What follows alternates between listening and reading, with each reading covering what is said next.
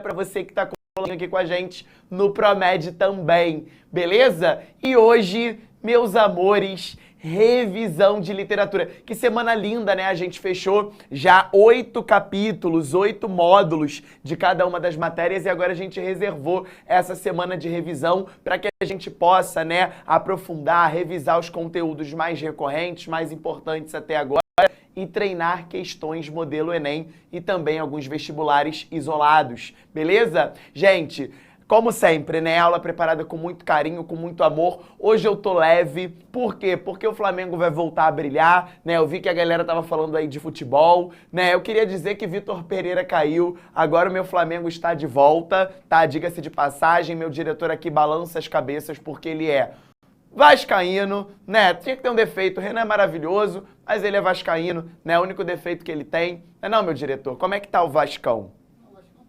Esperei ele na final do Carioca, tentei achar no Libertadores, procurei de grupo em grupo, não vi o Vasco. Claro que o Vasco ia voltar. Aqui vai minha crítica ao Flamengo por não dar prosseguimento ao trabalho. Ele precisa de tempo. O trabalho estava só começando, né? Muito bom, muito bom. É isso que a gente ouve, né? É isso que a gente ouve. Mas, meus amores, sejam todos muito bem-vindos, tá? Essa aula foi preparada com muito carinho e aí eu resolvi pegar questões dos nossos últimos temas. Como a gente sempre brinca, né? Quinta-feira é dia de TBT e toda aula de literatura a gente começa revisando o que foi feito até agora. E lembra lá na nossa primeira aula, quando a gente estava organizando o nosso cronograma, que a gente dividiu literatura em blocos? Então a gente começou falando sobre a teoria literária, né? O que é literatura, quais são os gêneros, né, literários, as figuras de linguagem. A gente vai lembrar disso hoje, tá? Tem questão de gênero literário, tem questão de figura de linguagem. Já pra gente começar bacana, tá? Em seguida, a gente foi para um segundo bloco. No segundo bloco, que é basicamente o que a gente fechou umas 2 semanas, conversávamos sobre os caminhos, os percursos da literatura em língua portuguesa. E aí falamos de 3 momentos ali na Idade Média, né? Do trovadorismo, do humanismo e do classicismo, Renascimento. E aí começamos na aula passada a falar do nosso terceiro bloco. O terceiro bloco é aquele mais prazeroso, né? A periodização literária brasileira. Começamos a conversar na aula passada sobre o quinhentismo, né? E aí eu te prometi que vai ser uma pegada quase que interminável, né? Essa linha cronológica que vai desde o quinhentismo, 1500, né? Com a chegada dos portugueses, com o processo de colonização, até 2023, né? Até as tendências contemporâneas, passando por todos os movimentos literários. E aí o que é mais legal é que a cada escola literária que a gente conhece, que a gente aprende, que a gente revisa, que a gente aprofunda, eu tô te dando um tema de redação para você pensar. E a aula passada foi muito gostosa porque a gente associou esse quinhentismo, né, principalmente a catequese do indígena, ao que acontece com o processo de educação no Brasil. Por isso que eu até comecei falando hoje de evasão escolar, que a gente fez essa ponte na semana passada, né? Então foi uma aula bem legal e a partir de agora é isso.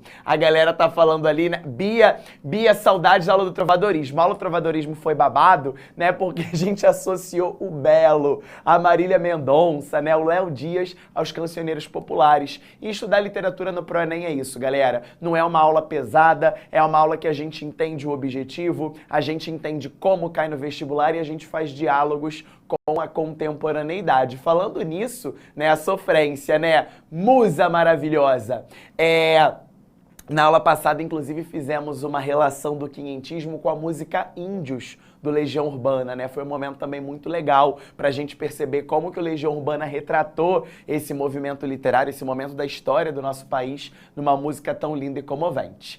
Mas bora trabalhar? Como é que eu separei, então, as questões? Você vai ver que tem questão de figura de linguagem, questão de gênero literário, mas eu vou priorizar esses nossos últimos momentos, porque são questões mais atuais e são questões mais recorrentes no seu vestibular. Então eu começo aqui te localizando o nosso TBT, né, justamente nos caminhos literários, né, que essa literatura em língua portuguesa sofreu lá na Europa. Antes de a gente começar a periodização literária no Brasil, a gente conversou sobre trovadorismo, humanismo e renascimento. E a gente já fez questões, né, sobre as cantigas medievais, falamos, né, da presença da variação diacrônica da língua portuguesa, né, da variação histórica que a gente tem quando compara uma cantiga em galego-português, né, e o português de hoje. Falamos desse homem no centro das atenções no humanismo e concentramos as nossas atenções no Renascimento no grande poeta português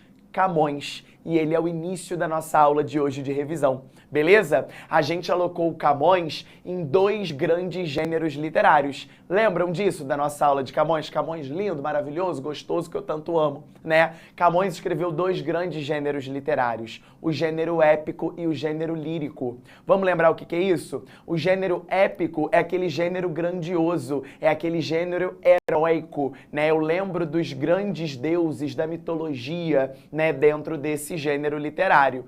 E Os Lusíadas, quando Camões escreve esse livro, essa longa epopeia, esse longo poema narrativo, ele está falando exatamente do brio, da dignidade, da honra da nação portuguesa. Então aqui eu tenho uma coletividade dos portugueses que são retratados como heróis na época da expansão marítima, beleza? E ele também escreve poemas do gênero lírico, nos quais ele fala sobre amor, morte e tempo.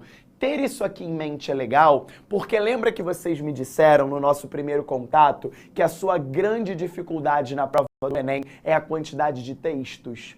Pois bem, em literatura, quando o texto é literário, se a gente identifica o nome do autor e consegue associá-lo ou a um movimento, ou a uma periodização, ou mesmo a uma escola literária, metade dos nossos problemas já estão resolvidos. Então aqui fica uma grande dica quando houver uma questão de Camões. Tenta identificar o gênero literário. Se for um trechinho de Os Lusíadas, tente entender essa nação portuguesa vista com honra, dignidade, de forma heróica, né? É o brio da nação portuguesa, a dignidade, a honra que está sendo posta em destaque. Agora, se for um poema lírico, subjetivo, emotivo, saiba que um desses 3 temas estão sendo retratados: amor, morte e a passagem do tempo, que a gente chama de efemeridade, a brevidade da vida. Beleza? Bom, vamos lá, amores. Vamos para a primeira questão? A primeira questão diz o seguinte: os gêneros literários são empregados com finalidade estética. Leia os textos a seguir. Então, olha a dica que eu te dei. Tu tá fazendo uma questão de literatura? Olha para a fonte, meu amor. Olha para a fonte. Aqui você vai ter, ó, o nome do autor, já vi que é uma questão de Camões, e eu tô vendo o nome do livro, ó, são os Sonetos de Camões. Vamos ver o que ele fala nesse texto. Texto 1. Busque amor, novas artes. Já viu que eu vou começar sofrendo, né? Tu já viu que eu vou começar sofrendo? Que ultimamente eu tenho gostado de sofrer junto com você? Inclusive, queria te dizer, lembra da nossa meta? Do dia 12 de junho, que é dia dos namorados? Até agora, 3 semanas, nada aconteceu. Eu tô doido pra chegar, né, e cantar aqui igual o Cabelinho, né? Tudo mudou, o que aconteceu? Não tô contando ainda, ainda tá tudo igual. Ainda tá tudo igual, né, há 3 semanas. Até agora não me veio um amor, não me veio um pé de meia. Mas a gente já vai, ó. Musa já tá dizendo, já desisti do amor, né? Mas olha o que o Camões faz. Camões vai além, tá? Camões tá num outro plano, né? Ele é muito superior a gente, porque ele desafia o amor. Olha que loucura. Ele desafia o amor. Olha lá. Busque amor, novas artes, novo engenho, para matar-me e novas esquivanças, que não pode tirar minhas esperanças, que mal me tirará o que eu não tenho. Ou seja, pode vir, amor. Vem que vem, bebê. Vem que eu te desafio a me fazer sofrer mais do que eu já tô sofrendo. Misericórdia. Isso aqui eu não quero falar pra ninguém não, gente. Isso aqui eu não queria não. Porque já tá difícil encontrar um amor. Que dirá desafiar o amor, que eu nem tenho amor? É um rolê muito complicado, Camões. Mas fato é que a gente olha para esse texto 1 e é um soneto lírico. A gente vê uma expressividade, uma subjetividade. Então, este texto 1, ele se associa ao gênero literário lírico, né, ao texto poético, ao gênero lírico, exatamente por essa expressividade, por essa subjetividade da língua portuguesa. Agora, olha para o texto 2. Olha o texto 2. O que eu te disse sobre a fonte? Olha isso. Camões, novamente, ou seja, é aquela questãozinha em que eu comparo 2 textos do mesmo autor. Olha o Camões aqui presente de novo. Só que repara, o texto 1, ó, Sonetos, expressividade, gênero lírico. Texto 2, aqui ó, os Lusíadas, que você já vai associar ao épico. Lembra que a gente acabou de fazer essa distinção? E se é gênero épico, os Lusíadas, expansão marítima portuguesa. O português visto como um herói da nação. Vejamos. Porém, já 5 sóis eram passados, ou seja, 5 dias, né, após que dali nos partíramos, cortando os mares nunca doutrem navegados, prosperamente os ventos assoprando, quando uma noite, estando descuidados, na cortada proa vigiando, uma nuvem que os ares escurece, sobre nossas cabeças aparece. Olha o retrato da navegação. Eles estavam há 5 dias navegando por mares nunca antes navegados, doutrem navegados, ou seja, retrata bem a questão da expansão marítima, mares nunca antes desbravados, e do nada, numa noite, né, quando a gente estava descuidado, uma nuvem preta aparece, né? Uma nuvem aparece escura na nossa cabeça, indicando ali a tempestade. E para um marinheiro, né, numa tempestade eu tenho que ter bravura, dignidade, honra para enfrentar esse desafio. Então, ó, os Lusíadas, eu tô mostrando essa conquista portuguesa de forma brava, de forma heróica, de forma épica. Lembra que épico significa memorável, algo incrível. Beleza? Vamos ver a questão? Olha o que a questão queria da gente. Assinale a alternativa que apresenta, respectivamente, a classificação dos textos. E aí? Moleza, né? Letra A, épico e lírico. Letra B, lírico e épico. Letra C, lírico e dramático. D, dramático e épico. Ou é dramático e lírico. Lembrando a você que o dramático é o texto teatral. Lembra do Gil Vicente, do Alto da Barca do Inferno? Do Ariano Suassuna, do Alto da Compadecida? Isso é um gênero dramático, né? O que envolve a teatralidade, que não é o caso aqui. A gente vai, obviamente, vocês estão mandando super bem, de letra B de bola, né? B de bola. O primeiro era lírico, né? Expressivo, subjetivo, e o segundo era épico, mostrando o brio, a dignidade da nação portuguesa. Beleza? Questão 1, então, foi só para aquecer, né? E aí foi bom que a gente já lembrou gênero literário e a gente lembrou também a poesia camoniana, que a gente estudou no Renascimento, que a literatura vai chamar de classicismo, aí no seu mapa mental. Beleza? Vamos que vamos. Vamos para a segunda questão, que hoje eu tô agitado, eu quero fazer mais uma questão. Bora para a segunda, também de Camões, Repare que agora eu tenho um texto mais denso. E eu quero ver se alguém lembra dessa aula. Esse texto aqui, esse formato específico de um poema, recebe um nome. Que nome é esse? Conta pra mim. Que nome tem essa estrutura fixa desse poema? Alguém lembra? Vejam, eu tenho um poema dividido em 4 estrofes. A primeira tem 4 versos. A segunda, mais 4 versos. A terceira, 3 versos. E a última, 3 versos. Nani, sua linda, maravilhosa. Luana, sempre presente. Soneto. É isso aí. O que é um soneto? Eu tenho um poema fixo, né? E nesse poema fixo, eu tenho a presença de 4 estrofes. 2 quartetos iniciais e 2 tercetos finais. Prof, o que é um quarteto? Uma estrofe com 4 versos. O que é um terceto? Uma estrofe com 3 versos. Nesse sequenciamento 4, 4, 3, 3, a gente tem um soneto clássico, em que Camões, nesse poema, fala sobre Dinamene. Galera, Camões foi um garanhão. Lembra que a gente fez? Quero ver quem tá ligadinho aqui. A gente fez uma relação do Camões com um poeta do modernismo brasileiro. Que poeta foi esse? Eu quero ver quem tá ligado aqui comigo. A gente fez uma relação de Camões, né? A gente fez uma relação de Camões. Meu diretor coloca aqui exatamente um... Cara, eu sofro bullying nesse ProEnem, né? Me aparece a foto do placar do jogo do Flamengo. Eu vou lembrar disso, Renan. Eu vou lembrar disso, tá? Eu vou lembrar disso. É mole, ver se eu posso, né? Mas vamos lá. Camões, né, a gente faz uma relação, ah lá, já tá a galera mandando super bem, cara, vocês estão muito diferenciados, sério, eu fico muito feliz, com Vinícius de Moraes. Vinícius de Moraes, conhecido como poetinha da nossa literatura brasileira. E por que poetinha? Porque o cara ama todo mundo, né? Eu já li um texto na faculdade, né, na Faculdade de Letras da UFRJ, que eu me formei. O texto dizia o seguinte, que o Vinícius de Moraes não amava uma única pessoa, mas ele amava amar.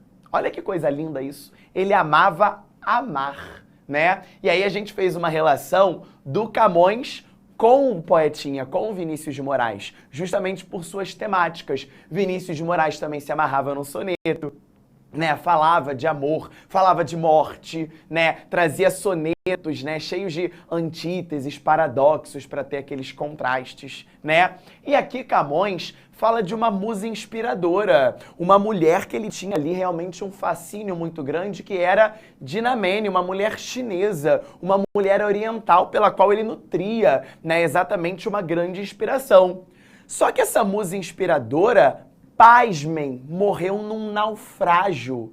Ela morreu afogada. E Camões escreve esse poema para justamente lamentar a morte dessa Dinamene, dessa musa inspiradora, que morreu afogada. Reparem, minha Dinamene, assim deixaste quem não deixara nunca de querer-te. Ninfa minha, já não posso ver-te, tão azinha esta vida desprezaste. Ou seja, olha o lamento. Esse texto começa com lamento. Minha Dinamene, inclusive o vocativo, ele está chamando a Dinamene. Você me deixou, né? Você deixou quem te queria muito, quem te amava. Eu já não posso ver. E você partiu dessa vida muito cedo, depressa. Como já para sempre te apartaste de quem tão longe estava de perder-te. Puderam estas ondas defender-te que não visse quem tanto magoaste? Ou seja, você não conseguiu ver nesse naufrágio, nessas ondas enormes que te mataram, que te afogaram, você não conseguiu me ver, você acabou saindo da minha vida para sempre e eu não consegui te salvar. Olha que loucura que Camões, hein? Nem falar-te somente a dura morte, vejam, morte com letra maiúscula. Olha o valor que o Camões dá para a morte, né?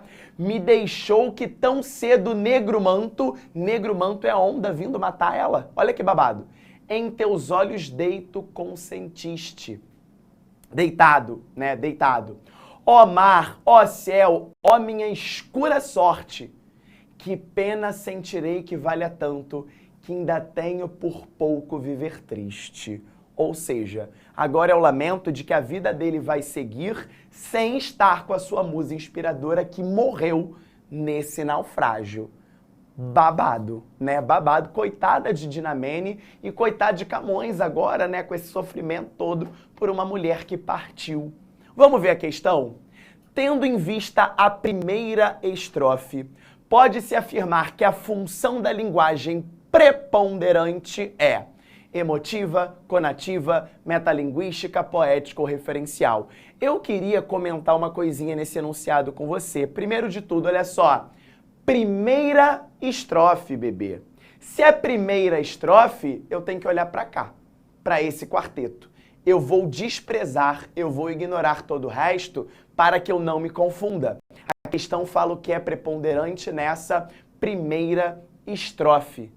E aí, pra gente pensar nisso, eu vou ao quadro, né? Toda aula a gente está saindo com mapa mental, e aí eu confesso que o orgulho do prof é quando você me mostra o seu mapa mental completinho ali no seu roteiro de estudos. Vamos ver o que eu quero pro mapa mental de hoje? Vem comigo, vamos pro quadro, que eu queria te mostrar o seguinte. A gente vai fazer aqui um paralelo com uma matéria de linguagens, que são as funções da linguagem. Não é bobo. Questão de função da linguagem cai todo ano, não só no Enem, mas também nos vestibulares isolados e muitas vezes em concurso público, né? Então é uma matéria que você tem que dominar. E aí, vamos lá. A gente tem que perceber, a gente tem que partir do seguinte princípio. A função da linguagem está diretamente ligada aos elementos da comunicação, que são esses que eu coloquei para você em azul. Contexto, emissor, mensagem, receptor, código e canal. Vamos lembrar rapidamente o que significa isso? Contexto é a situação em que estamos inseridos. Emissor, quem envia, quem emite a mensagem, que é o conteúdo do texto propriamente dito. Receptor é quem recebe essa mensagem. Código é sinônimo de língua. Lembra o nome da tua prova do Enem? Linguagens, códigos e suas tecnologias, ou seja, linguagem, língua, código, símbolo e suas tecnologias. E o canal, que é o meio físico de comunicação. Agora, na nossa comunicação, o contexto, uma aula do ProEnem, uma aula do ProMedicina. Esse é o nosso contexto. Emissor. Agora sou eu estou emitindo uma mensagem para você. Que mensagem é essa? A nossa semana de revisão, beleza? É uma revisão para o seu vestibular. Receptores são vocês. Código, língua portuguesa, escrita no quadro e falada. Canal, são vários. Eu posso considerar as minhas cordas vocais um canal de comunicação. Eu posso considerar o quadro um canal de comunicação. Eu posso considerar a câmera um canal de comunicação.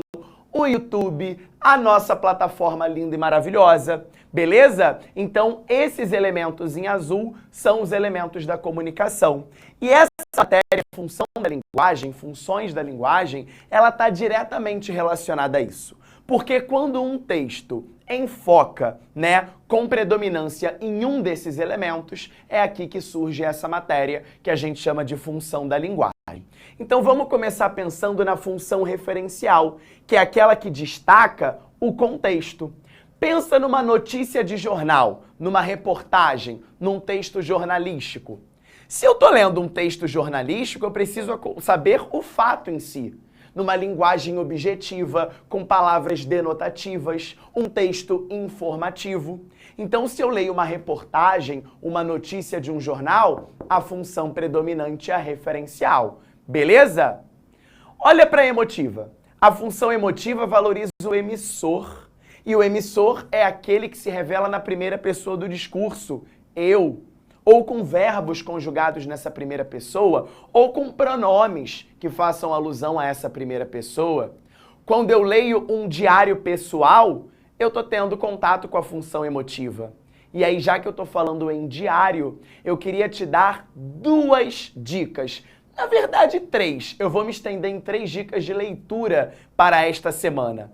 A primeira dica de leitura é um diário mundialmente conhecido, tá? Que conta uma história muito triste de uma perseguição na época do Holocausto, que é o Diário de Anne Frank. Se você não conhece a história de Anne Frank, conheça, leia o Diário de Anne Frank, que é uma história muito triste, porém necessária para a gente entender os dramas da humanidade, o que há de real por detrás do Holocausto, a visão de quem viveu o Holocausto num campo de concentração, escondida num anexo secreto para não ser morta. É um livro triste, porém necessário. O Diário de Anne Frank, função emotiva. Foi ela quem escreveu. O segundo é um diário de uma mulher brasileira. E eu queria muito que você conhecesse a história dessa mulher chamada Carolina Maria de Jesus. Carolina Maria de Jesus escreve um livro chamado Quarto de Despejo, o Diário de uma Favelada. Cara, esse é de dar dor realmente porque a gente enxerga o quão desigual é a nossa sociedade brasileira. Fica essa segunda dica de leitura. E a terceira é para você que é do Rio de Janeiro. Meus amores, a terceira dica não seria um diário propriamente dito, mas um diário literário, é o livro O Meu Amigo Pintor, de uma escritora fabulosa, ainda viva, chamada Lígia Bojunga. Não é uma história real, diferentemente da Anne Frank, da Carolina Maria de Jesus, mas é um livro que vai ser cobrado na prova da UERJ, o nosso vestibular isolado aqui no Rio de Janeiro, no primeiro exame de qualificação. Um livro lindo, tematizado em forma de um diário, só que dessa vez um diário literário. Não é uma história verídica, mas a gente também pode encontrar a função emotiva. O que esses 3 livros têm em comum? São relatos em primeira pessoa. Beleza? Fica então aí essas 3 dicas de livro. O Diário de Anne Frank, o Diário de uma Favelada e O Meu Amigo Pintor. Beleza? Função poética, gente. Quando um texto se preocupa com o formato, com a estética, do seu formato textual, a função preponderante aqui é a poética. No século XIX, quando a gente lá chegar, a gente vai relembrar de uma escola chamada Parnasianismo. O parnasianismo tinha um lema, né? A arte pela arte. Ou seja, eu prezava mais pela beleza estética, pela construção do soneto, por um poema que rimasse verso a verso, né? Do que com dramas sociais, problemas sociais propriamente ditos. Então, se eu vejo que o foco desse texto foi dado na sua estrutura, na sua composição da mensagem, a função preponderante será a poética. A próxima cai demais no Enem, né? A função apelativa ou conativa é aquela que coloca o receptor da mensagem como foco do texto. E a gente pode perceber isso em campanhas publicitárias, em campanhas comunitárias. Isso é bastante recorrente, né? Então, foco no receptor, no sentido de fazer com que você tenha adesão a uma causa, compre um produto. Então, quando você viu lá uma questão de campanha publicitária no Enem, com certeza função apelativa ou conativa. Beleza? Agora, se o texto foca no código, na própria língua, temos aqui uma função metalinguística, que é quando a arte fala dela mesma, quando a arte fala dela própria, né? Temos aqui um exemplo do dicionário. O que é um dicionário, né, que você tem aí na tua casa? É um livro que explica o significado das palavras por meio de palavras. Inclusive, no dicionário, você encontra o significado de que palavra? Dicionário. Isso é metalinguagem. Já parou para pensar que às vezes você está assistindo a um filme e no meio desse filme os personagens vão ao cinema? Os personagens assistem a outros filmes? Isso é metalinguagem. Beleza? E canal, função fática, é quando a gente coloca aqui o teste de comunicação como fator preponderante. Então, tô indo para casa, tô falando com a minha mãe no celular, entro no elevador. O telefone, a ligação fica ruim. Geralmente minha mãe fala, Diego, fala mais alto. Não tô te ouvindo. Alô? Ou seja, ela tá tentando manter vivo o canal de comunicação. Essa seria a função fática da linguagem. Pra gente em literatura, sobretudo no gênero lírico, em poemas, eu queria que você tivesse atenção a 4 dessas funções. Por quê? Em um poema, eu posso ter qualquer função da linguagem. E geralmente as que mais caem são essas 4 aqui, ó. Primeiro, a emotiva. Como é que eu reconheço numa poesia a função emotiva da linguagem? Quando o eu lírico se manifesta na primeira pessoa. Então, se eu leio um poema e eu vejo claramente que o eu, a primeira pessoa em pronomes e verbos, está saltando aos olhos, a função da linguagem aqui seria a emotiva. Segundo caso é a função poética. Digamos que a questão esteja falando da estrutura do soneto, né? O trabalho que um poeta teve para escrever, né, compor aquela estrutura, seria a função poética. Agora, se um poeta fala do ato de escrever a poesia, isso acontece muito em Fernando Pessoa, tá? Poeta também português. Fernando Pessoa comenta em um poema sobre o que é ser poeta. E ele diz que o poeta é um fingidor. Vocês conhecem essa poesia de Fernando Pessoa, né? Quando ele cria um poema para falar do poeta, isso é a metalinguagem, porque é o poema que fala do poema, a poesia que fala do ato de criar a poesia. E por fim, se num poema houver um diálogo com o interlocutor, qualquer que seja ele, a função será a apelativa ou conativa. Eu vou sair de cena para você tirar um printzão aqui desse quadro, que é babado, eu quero muito ver o seu mapa mental assim, e vou voltar para a questão para a gente resolvê-la. Vamos lá? Olha só. Então, a primeira estrofe é aquela em que ele está interpelando a Dinamene. Ele está conversando com essa musa. Ah, minha Dinamene, olha os verbos aqui, ó. Deixaste, querer-te, ver-te. Ou seja, eu estou me relacionando, eu estou falando diretamente com o receptor. Então, qual vai ser o gabarito, meus amores? A, B, C, D ou E. Vocês já tinham falado, né? O nosso gabarito vai ser a letra B, conativa ou apelativa, porque o foco está no receptor da mensagem, que é a Dinamene. Beleza? Vamos para a terceira questão? Vamos que vamos. Terceira questão, de novo Camões. E antes de ler o poema, eu vou para a questão dessa vez. Porque olha só, no meu enunciado, eu já retiro os versos que vão formar a nossa questão. Vamos lá? Nos versos, repousa lá no céu eternamente, roga a Deus que teus anos encurtou, que tão cedo de cá me leve a ver-te, para revelar a temática da morte. Olha como é que a morte é recorrente em Camões. Amor, morte e tempo. Sempre nessa tríade. Quando o vestibular cobra Camões no gênero lírico, pode contar que ou a questão fala de amor, ou a questão fala de morte, ou fala da passagem do tempo. Então, para revelar a temática da morte, recorre-se à figura de linguagem denominada letra A, metonímia, letra B, eufemismo, letra C, hipérbole, D, ironia ou S, sinestesia. Vamos lá. Metonímia é a parte pelo todo, não é isso? Eufemismo é quando eu atenuo, suavizo, mitigo uma ideia trágica. Hipérbole, hiper, é o exagero. Ironia é dizer o contrário do que se pensa. E sinestesia é a mescla de sensações, né? De sensações humanas. A morte, vejamos como ele cria a alegoria da morte. Repousa lá no céu eternamente. Roga a Deus que teus anos encurtou.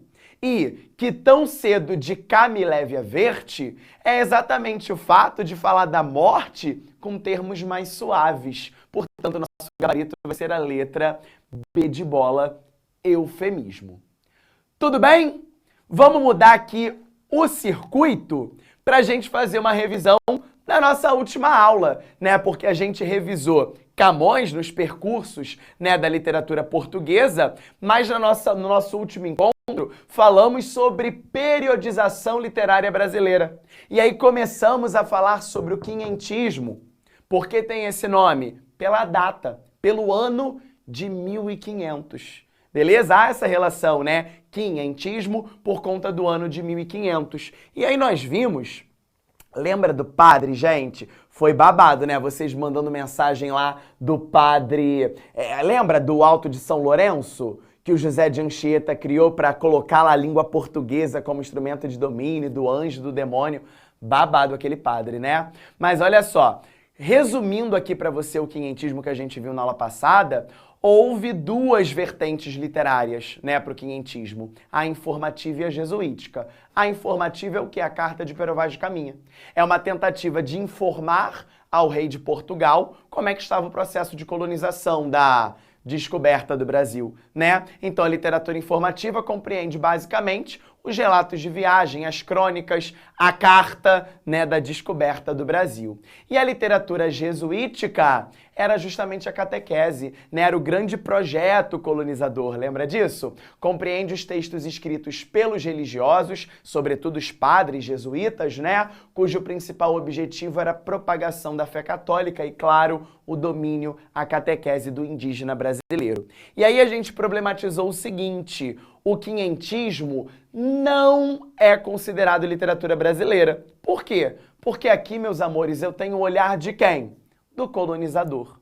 Eu tenho a perspectiva do colonizador sobre o processo de invasão, sobre o processo de colonização. Não há nenhum brasileiro escrevendo literatura quinhentista. Então, esse período histórico literário, ele não pode ser considerado exatamente uma literatura brasileira, mas ele acaba sendo considerado uma literatura sobre o Brasil. É um olhar português, às vezes também espanhol, sobre as terras, entre aspas, descobertas.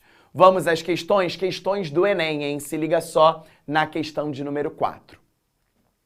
Lembra a dica que eu te dei? Olha a fonte. Carta de Pero Vaz de Caminha. Sempre faça isso, meus amores. Literatura, antes de você se cansar lendo o texto, localize isso aqui para mim. Na hora lá da sua prova do Enem, você não vai poder entrar com marca-texto, tu já sabe disso. Faz um riscão a lápis, destaca bem essa fonte e associa essa fonte a um movimento. Carta de Pero Vaz de Caminha, 1500, quinhentismo. Vejamos. E aí lembra, né? É o olhar do português, do colonizador. De ponta a ponta é tudo praia palma. muito chã e muito formosa. Pelo sertão nos pareceu vista do mar muito grande, porque a estender os olhos não podíamos ver senão terra com arvoredos, que nos parecia muito longa.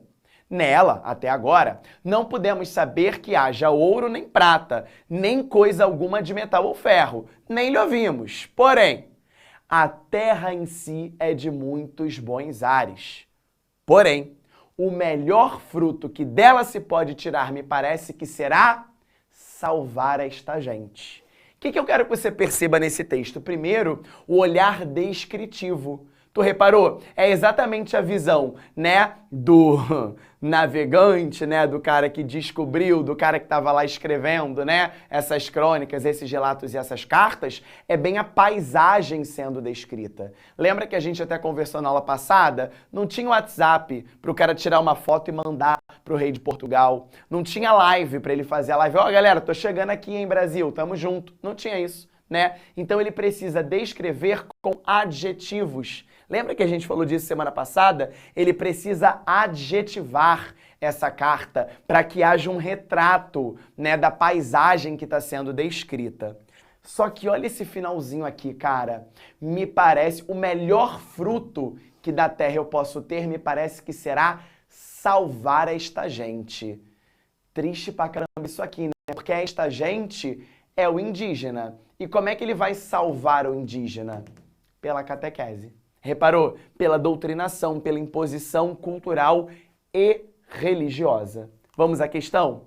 A carta de Pero Vaz de Caminha permite entender o projeto colonizador para a Nova Terra. Nesse trecho, o relato enfatiza o seguinte objetivo. Letra A. Valorizar a catequese a ser realizada sobre os povos nativos. B. Descrever a cultura local para enaltecer a prosperidade portuguesa. C. Transmitir o conhecimento dos indígenas sobre o potencial econômico existente. D. Realçar a pobreza dos habitantes nativos para demarcar a superioridade europeia. Ou letra E. Criticar o modo de vida dos povos indígenas para evidenciar a ausência de trabalho. Amores, objetivo, né? Entender o projeto colonizador. Qual é o objetivo da colonização? Expandir fé católica, né? Portanto, a gente fica com a letra A. É exatamente a valorização da catequese. Seria salvar esta gente. Gabarito letra A. Tá bem? Para finalizar, vamos para a questão 5 também do Enem? Vamos a ela. Texto 1. Qual é a dica? Olha para a fonte. De novo, carta de Pero Vaz de Caminha. Mesmo rolê. Andaram na praia quando saímos 8 ou 10 deles. E daí a pouco começaram a vir mais. E parecem-me que viram, este dia, a praia 400 ou 450. Alguns deles traziam arcos e flechas, que todos trocaram por carapuças ou por qualquer coisa que lhe davam. Olha a figura do escambo. Lembra disso da aula de história? A troca. Lembra que o Legião Urbana, o Renato Russo, criticou isso na música que a gente viu semana passada? Na música Índios, né? Mas nos deram espelhos e vimos um mundo doente. Lembram disso? Letrão do caramba, né? Andavam todos tão bem dispostos, tão bem feitos e galantes, com suas tinturas que muito agradavam. É bem o retrato da colonização, é bem o retrato do português olhando esse indígena, do português registrando os hábitos, a cultura desse indígena nacional. E aí vem o texto 2. O texto 2 é uma tela de um pintor chamado Cândido Portinari, maravilhoso, tá? Que quando a gente chegar no momento certo também vamos falar de suas pinturas. Olha o nome do quadro, que não deixa de ser um texto, O Descobrimento do Brasil. Só que agora, repare só, o texto 1 é a carta de Pero Vaz de Caminha, é o olhar do português, é a visão europeia da colonização. O texto 2 não. O texto 2 está representando o olhar indígena. Repare o assombro. Olha esse índio agachado, em posição de medo, em posição de defesa, né? Repare, a carta é o olhar do colonizador, mas nessa tela do Portinari, ele está retratando a posição do indígena, essa posição de assombro, de o que está acontecendo, né? E aí vem a questão. pertencentes ao patrimônio cultural brasileiro, a Carta de Pero Vaz de Caminha e a obra de Portinari retratam a chegada dos portugueses ao Brasil. Da leitura dos textos, constata-se que, letra A, a Carta de Pero Vaz de Caminha representa uma das principais manifestações artísticas dos portugueses em terras brasileiras e preocupa-se apenas com a estética literária. Não posso dizer isso não, gente. Na verdade, é uma preocupação histórica, né? É uma carta de registro documental. Então não há uma preocupação estética apenas. Sai fora a letra A. B. A tela de Portinari retrata indígenas nus com corpos pintados, cuja grande significação é a afirmação da arte acadêmica brasileira e a contestação de uma linguagem moderna. Pô, linguagem acadêmica brasileira não rola. C. A carta, como testemunho histórico-político, mostra o olhar do colonizador sobre a gente da terra. E a pintura destaca, em primeiro plano, a inquietação dos nativos. Por enquanto tá linda e maravilhosa. É a carta que é o olhar do colonizador e a pintura que é o olhar do colonizado. Show! As duas produções, embora usem linguagens diferentes, verbal e não verbal, cumprem a mesma função social e artística. Não. Um é o olhar do europeu, outro é o olhar do indígena. E letra E, a pintura e a Carta de Caminha são manifestações de grupos étnicos diferentes, produzidas em um mesmo momento histórico. Não, né? Portinari é de uma fase e Pero Vaz de Caminha foi de outra. Então o nosso gabarito com certeza é a letra C de casa. Beleza, meus amores? 2023, como eu sempre digo a vocês, é o seu ano, é o ano da lacração. Espero que você tenha aproveitado essa semana de revisão. Amanhã tem mais. E eu sempre digo isso para vocês. Nada é tão nosso quanto os nossos sonhos. Seguimos juntinhos. Semana que vem a gente volta à programação normal para que a gente possa revisar, aprofundar mais um movimento literário. Semana que vem a gente volta com tudo para falar sobre o barroco brasileiro. Beleza? Estamos juntos. Um beijo enorme. Vamos virar o segundo tempo. Mengão, não me decepcione. Um beijo grande e até semana que vem, galera. Tchau, tchau. Assista nossas aulas a hora que você quiser. Vem com o Pro, o cursinho online que mais aprova no Enem. Assinem proenem.com.br.